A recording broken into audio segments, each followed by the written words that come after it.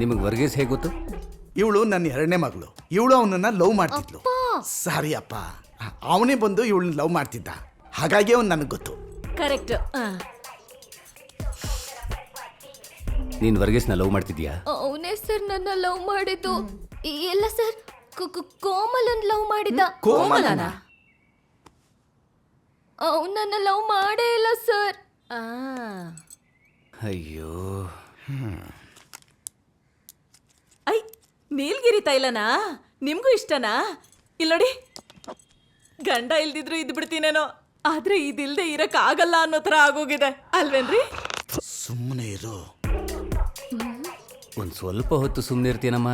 ಇಲ್ಲ ಇಲ್ಲ, ನಾನು ಸುಮ್ಮನೆ ಹೆಲ್ಪ್ ಮಾಡಿದೆ. ಮಾತಾಡಿ ಸರ್, ಮಾತಾಡಿ. ಅಯ್ಯೋ, ತಲೆ ಚಿಟ್ಟು ಹಿಡಿತಾ ಇದೆ ಮಗಳೇ, ಹೇಳಮ್ಮ.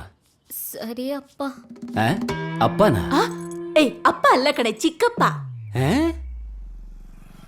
ಸಾರಿ ಅಪ್ಪ, ಸಾರಿ ಸರ್.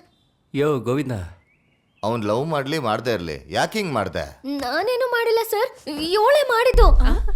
ನೀನ್ ಮಾಡಿದ್ಯೇನೆ? ಅಮ್ಮ ಸರ್, ಅವಳು ಇವನ್ನ ಲವ್ ಮಾಡ್ತಾ ಇದ್ದ, ನಾನು ಹೋಗಿ ಬರೀ ಹೆದರ್ಸ್ ಬಂದೆ ಸರ್, ಅಷ್ಟೇ ಸರ್. ನಿನಗೆ ಅವ್ನು ಏನು ಮಾಡ್ದ? ಅವ್ನು ನನ್ನ ಮುಖದ ಮೇಲೆ ಆಸಿಡ್ ಹಾಕ್ತೀನಿ ಅಂತ ಹೆದರ್ಸ್ದ. ಅವ್ನು ನಂಗೆ ಏನಾದರೂ ಮಾಡೋಕೆ ಮುಂಚೆ ಅವನ್ನೇ ಯಾರೋ ಸಾಯಿಸ್ಬಿಟ್ರು ಸರ್, ಅಷ್ಟೇ ಸರ್.